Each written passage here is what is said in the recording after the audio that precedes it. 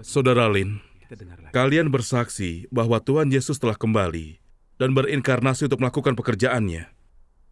Ini aku tidak mengerti. Kita semua tahu bahwa Tuhan Yesus adalah inkarnasi Tuhan. Setelah menyelesaikan pekerjaannya, dia disalibkan kemudian dibangkitkan. Nampak di hadapan semua muridnya. Dan dia naik ke surga dalam tubuh rohaniahnya yang mulia. Tepat sekali. Seperti kata Alkitab, kalian orang-orang Galilea, mengapa kalian berdiri memandang ke langit? Yesus yang sama ini, yang terangkat dari antara kalian ke surga, juga akan datang kembali dengan cara yang sama seperti engkau melihat dia naik ke surga. Amin. Jadi, tulisan di Alkitab menegaskan bahwa ketika Tuhan datang kembali, itu adalah tubuh rohaniahnya yang dibangkitkan yang nampak di hadapan kita. Di akhir zaman, mengapa Tuhan berinkarnasi dalam wujud daging anak manusia untuk melakukan pekerjaan penghakiman? Apa perbedaan antara tubuh rohania Yesus Kristus yang dibangkitkan dan inkarnasinya sebagai anak manusia? Aku masih agak bingung dengan masalah ini. Silahkan bersekutu dengan kami. Iya, bersekutu dengan kami. Alkitab menyatakan Yesus yang sama ini akan datang kembali dengan cara yang sama seperti engkau melihat dia naik ke surga. Tuhan Yesus naik ke surga sebagai tubuh rohania yang dibangkitkan. Jadi kembalinya Tuhan juga harus dalam bentuk tubuh rohania yang dibangkitkan. Ini lebih sesuai dengan logika. Bagaimana mungkin ini bisa salah? Tuhan di akhir zaman berinkarnasi menjadi daging untuk pekerjaan penghakiman. Bagiku tidak mungkin. Iya, apa yang dikatakannya itu benar. Sebagian besar orang yang beriman percaya bahwa Tuhan yang kembali akan menampakkan diri dalam tubuh rohaninya, yaitu tubuh rohaninya Tuhan Yesus saat dia menampakkan diri selama 40 hari setelah kebangkitannya. Kita orang percaya mengerti masalah ini. Di permukaan tubuh rohaniah Tuhan Yesus setelah bangkit nampak dalam gambaran yang sama dengan wujud inkarnasinya. Tetapi tubuh rohaniah tidak dibatasi oleh dunia material, ruang dan tempat. Itu bisa muncul dan hilang sesuka hati, membuat manusia terkejut dan takjub. Cerita ini dicatat dalam Alkitab. Benar. Sebelum Tuhan Yesus disalibkan, dia bicara dan bekerja dalam kemanusiaan normal di dalam daging. Entah dia mengungkapkan kebenaran, berinteraksi dengan manusia, atau melakukan mukjizat, manusia merasa dia normal. Yang orang lihat adalah manusia ini benar-benar dan sungguh melakukan pekerjaan, menderita siksaan, dan membayar harga. Akhirnya manusia inilah yang dipaku di kayu salib sebagai korban, penghapus dosa bagi manusia, menyelesaikan pekerjaan penebusan Tuhan. Ini fakta yang diakui secara luas. Pikirkanlah sejenak. Jika tubuh rohaniah Tuhan Yesus melakukan pekerjaan, apa bisa bergaul dan bercakap-cakap normal dengan manusia? Bisakah dia benar-benar menderita siksaan dan membayar harga? Mungkinkah dia dipaku di kayu salib? Dia tidak bisa melakukan semua ini. Jika tubuh rohaniahnya yang bekerja, bisakah manusia berinteraksi dengannya? Akankah kita mengkhianati watak kita yang rusak? Akankah kita membentuk gagasan tentang dia? Beranikah kita memberontak dan menghakimi Tuhan sesuka hati? Tentu saja tidak. Iya, Itu tentu tidak saja mungkin. tidak. Semua manusia dikaruniai kemanusiaan normal. Mereka takluk pada pembatasan dunia material, ruang, dan tempat. Proses berpikir manusia juga normal. Jika manusia bertemu pekerjaan tubuh rohania, mereka akan ketakutan dan panik. Pikiran mereka akan menjadi gila dan sinting. Menghadapi situasi semacam ini, pekerjaan keselamatan Tuhan akan sulit dicapai. Jadi, efek yang dicapai dengan bekerja di dalam batas-batas kemanusiaan normal jauh melampaui tubuh rohania. Benar. Sepanjang zaman, umat pilihan Tuhan tidak pernah mengalami pekerjaan tubuh rohania Tuhan. Tentunya tubuh rohania tidak cocok secara langsung mengungkapkan kebenaran, berinteraksi dengan orang, dan menggembalakan gereja. Benar, jika manusia melihat tubuh rohania Tuhan, mereka akan panik. Persekutuan ini membantuku mengerti lebih jelas. Saudara-saudari, penghakiman yang dilakukan Tuhan yang kembali di akhir zaman, memakai pengungkapan firman untuk menyucikan, menyelamatkan, dan menyempurnakan manusia. Tujuannya, untuk menyingkapkan dan membuang manusia. Dipisahkan menurut jenisnya, yang baik dihadiahi, yang jahat dihukum. Jika Tuhan nampak kepada manusia dalam tubuh rohanianya, manusia baik atau jahat akan bersujud di hadapannya. Lalu bagaimana dia memisahkan yang baik dari yang jahat? Juga, jika Tuhan muncul dengan tubuh rohaniahnya, manusia akan menjadi panik dan kekacauan akan terjadi di seluruh dunia. Jika itu terjadi, bagaimana Tuhan akan lakukan penghakimannya di akhir zaman? Iya. Bagaimana Tuhan dapat memenuhi rencananya untuk melengkapi kelompok manusia yang sesuai kehendaknya sebelum malapetaka? Iya, benar. Jadi, di akhir zaman, Tuhan masih harus mengambil wujud daging sebagai anak manusia dengan kemanusiaan normal. Dengan begini, dia dapat bekerja dan hidup di dunia, mengungkap kebenaran dan menghakimi, menyucikan manusia dengan cara yang praktis.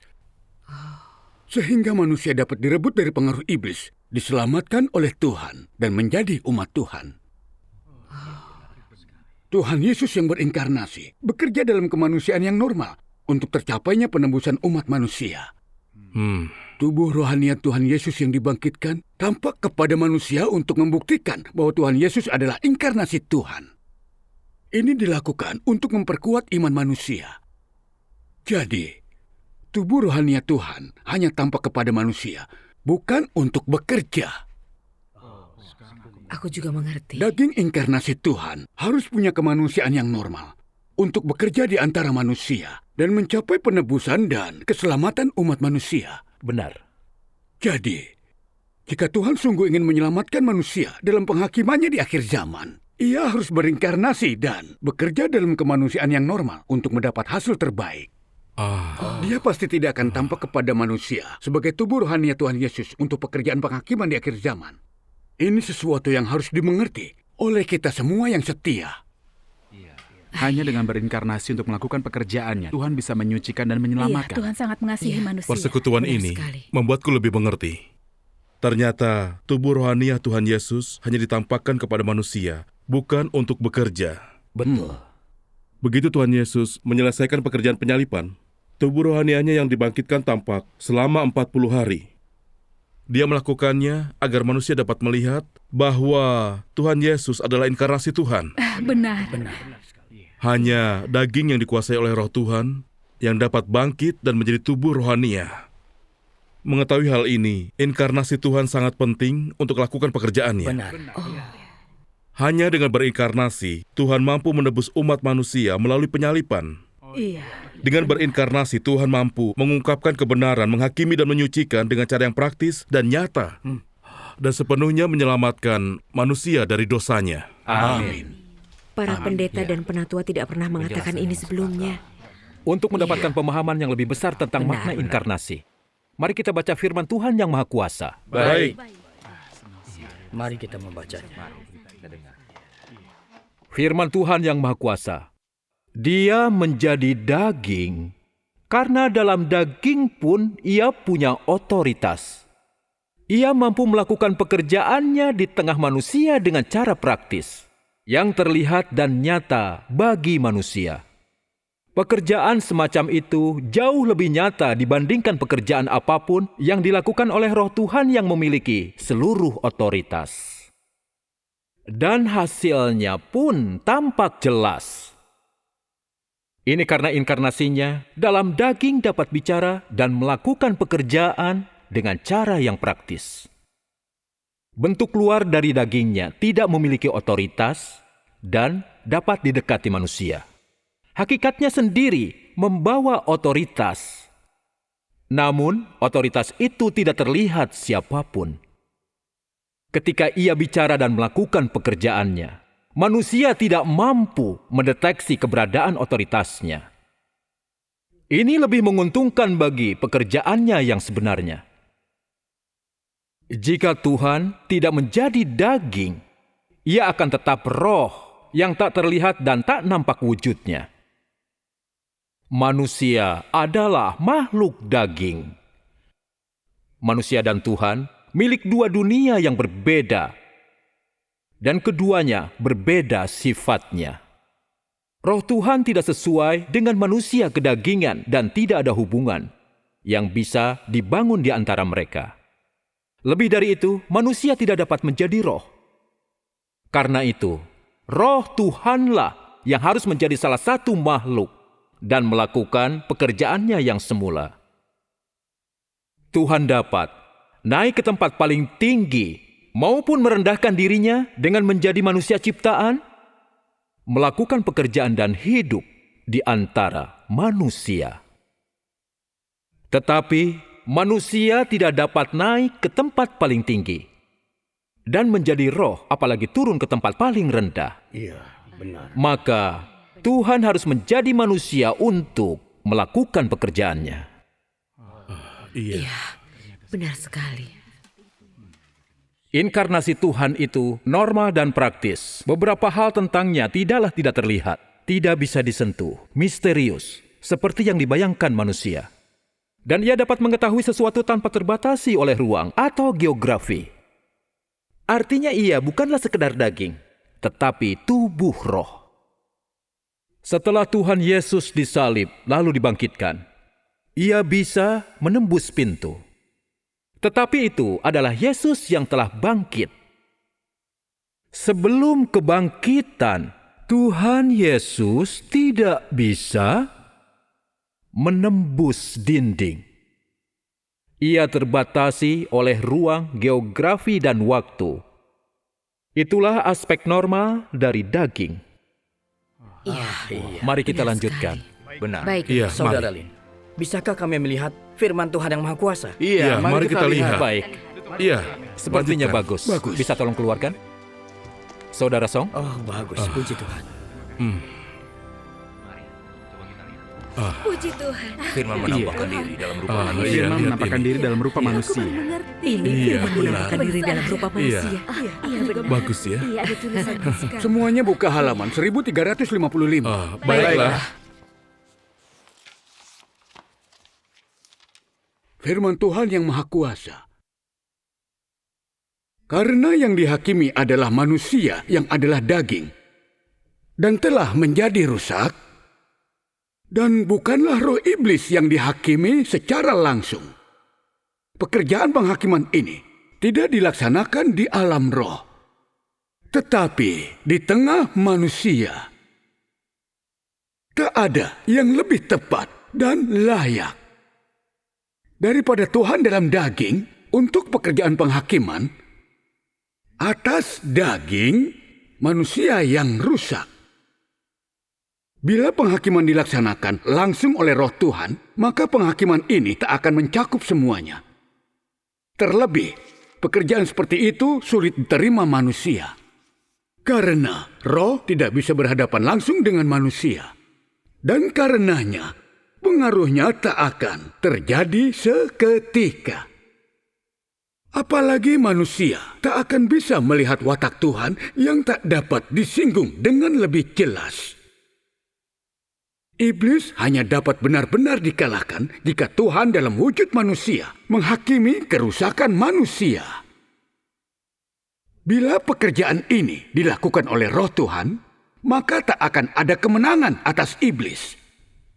Roh yang tak dapat dipisahkan lebih agung daripada makhluk fana. Dan roh Tuhan pada dasarnya adalah kudus dan menang atas daging. Jika roh melakukan pekerjaan ini secara langsung, dia tak dapat menghakimi ketidaktaatan manusia dan tak dapat mengungkapkan kefasikan manusia. Karena pekerjaan penghakiman juga dilaksanakan melalui gagasan manusia akan Tuhan, dan manusia tak pernah memiliki pemahaman tentang roh. Dan karena roh tak mampu menyingkapkan dengan lebih baik kefasikan manusia, apalagi mengungkapkan kefasikan itu sepenuhnya. Tuhan yang berinkarnasi adalah musuh dari semua yang tidak mengenalnya. Dengan menghakimi gagasan manusia dan penentangan mereka kepadanya, dia menyingkapkan semua ketidaktaatan umat manusia. Hasil pekerjaannya dalam daging lebih tampak daripada hasil pekerjaannya di dalam roh. Maka, penghakiman seluruh umat manusia tidak dilakukan langsung oleh Roh, tetapi ini adalah pekerjaan Tuhan yang berinkarnasi. Firman Tuhan yang Maha Kuasa sangat jelas. Mari buka halaman 1011. Iya, ayo kita buka. Hanya dengan menjadi daging, dia dapat secara pribadi menyampaikan firman-Nya ke telinga semua orang. Sehingga semua yang bertelinga dapat mendengar firman-Nya dan menerima pekerjaan penghakiman-Nya melalui firman. Hanya dengan cara ini akan diperoleh hasil melalui firman-Nya. Iya. Lebih dari kemunculan roh yang menakutkan manusia sehingga tunduk. Hanya melalui pekerjaan yang praktis dan luar biasa seperti inilah, watak lama manusia yang selama bertahun-tahun begitu tersembunyi dalam diri manusia dapat sepenuhnya tersingkap. Sehingga manusia pun akan menyadarinya dan mengubahnya. Inilah pekerjaan praktis Tuhan yang berinkarnasi. Dia berbicara dan melaksanakan penghakiman dengan cara yang praktis untuk memperoleh hasil dari penghakiman atas manusia lewat firman-Nya. Inilah otoritas Tuhan yang berinkarnasi, dan inilah makna penting dari inkarnasi Tuhan. Kita hentikan dulu pembacaan firman Tuhan. Tuhan yang Maha Kuasa menyingkapkan misteri inkarnasi. Firman-Nya sungguh menjelikan mata. Benar. Firman Tuhan yang Maha Kuasa sungguh luar biasa. Iya. Saudara-saudara, tolong berbicara lagi dengan kami. Iya, tolong bersekutu dengan kami. Tolong jelaskan. Benar, tolong jelaskan. Firman Tuhan yang Maha Kuasa menjelaskan perbedaan antara pekerjaan Tuhan dalam tubuh rohania dan pekerjaan inkarnasi Tuhan. Benar. Juga benar-benar menyingkapkan arti pekerjaan Tuhan dalam inkarnasinya. Iya. Meskipun kenyataannya, tubuh rohania Tuhan Yesus dapat langsung menampakkan diri kepada manusia. Sepertinya tubuh rohania masih misterius dan tak dapat didekati manusia. Membuat mereka takut dan gentar sehingga secara hormat menjauh. Tubuh rohania Tuhan Yesus tak bisa berinteraksi normal dengan manusia. Tak bisa bekerja dan berbicara normal di tengah manusia. Maka dia tak mampu menyelamatkan umat manusia. Namun Tuhan yang berinkarnasi berbeda. Dia bisa berinteraksi dengan manusia dengan praktis dan nyata, bisa menyirami dan membekali manusia. Seperti Tuhan Yesus hidup bersama-sama manusia, mampu mengungkapkan kebenaran untuk menjawab kebutuhan manusia. Murid-muridnya sering duduk bersamanya, mendengarkan pengajarannya, diskusi dari hati ke hati dengannya. Mereka langsung menerima penyiraman dan penggembalaannya. Apapun masalah atau kesulitan yang mereka hadapi, Tuhan Yesus membantu menyelesaikannya. Mereka diberkati dengan persediaan kehidupan yang besar. Mereka menemukan Tuhan yang ramah dan menyenangkan. Karena ini, mereka dapat sungguh mengasihi dan menaati Tuhan. Amin.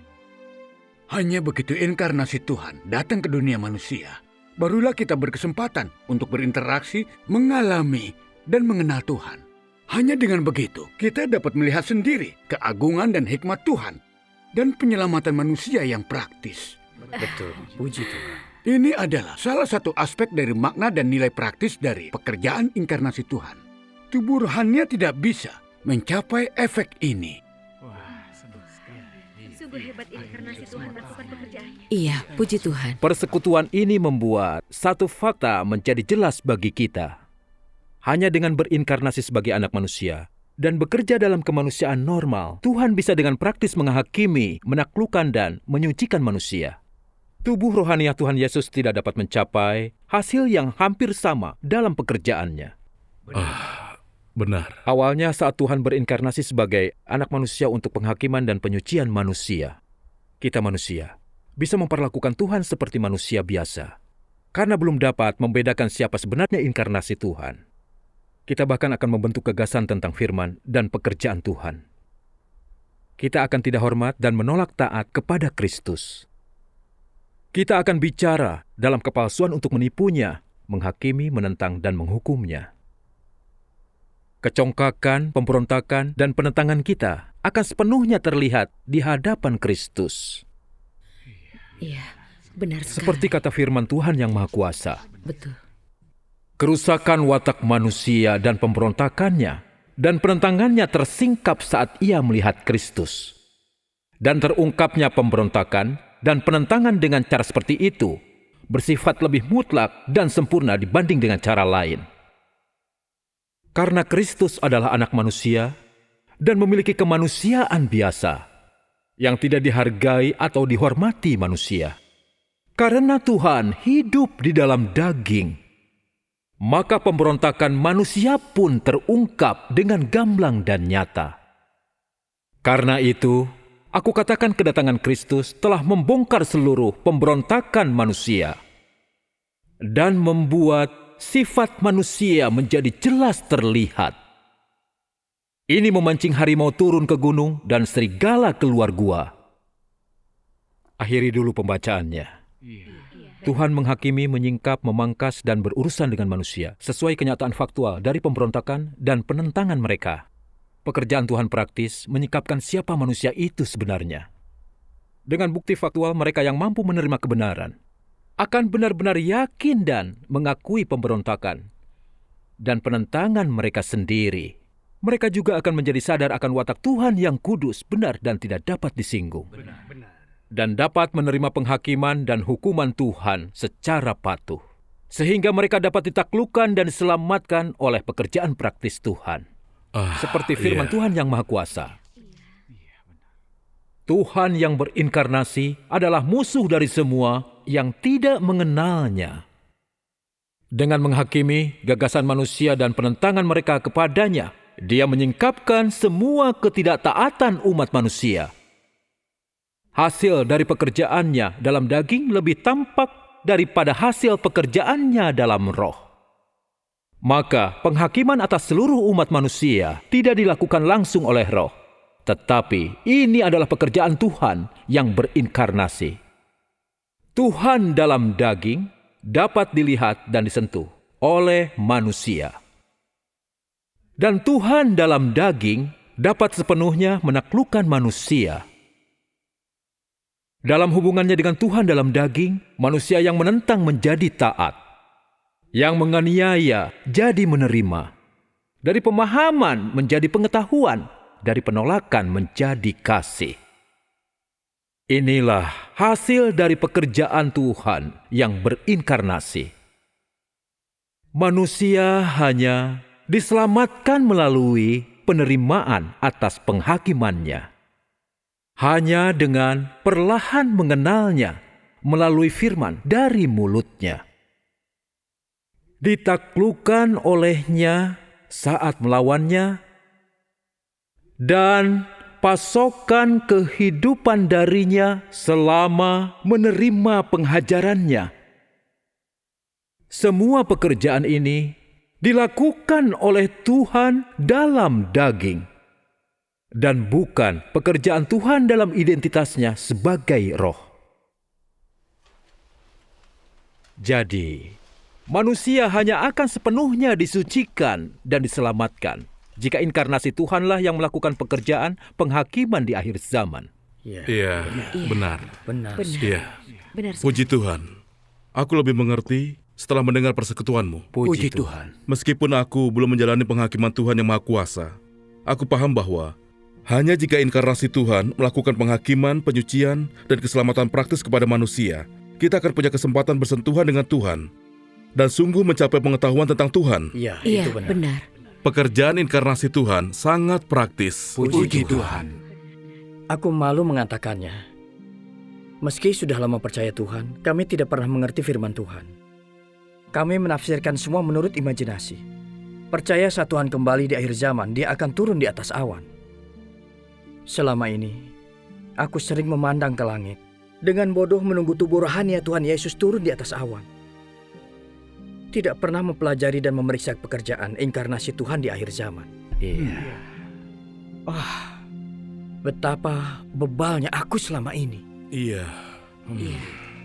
Betul. Aku sekarang mulai paham. Iya. Aku sangat terharu Saudara melihat Lin, kesaksian dari juga. tolong berikan Benar pencerahan yang sekali. lain kepada kami. Benar.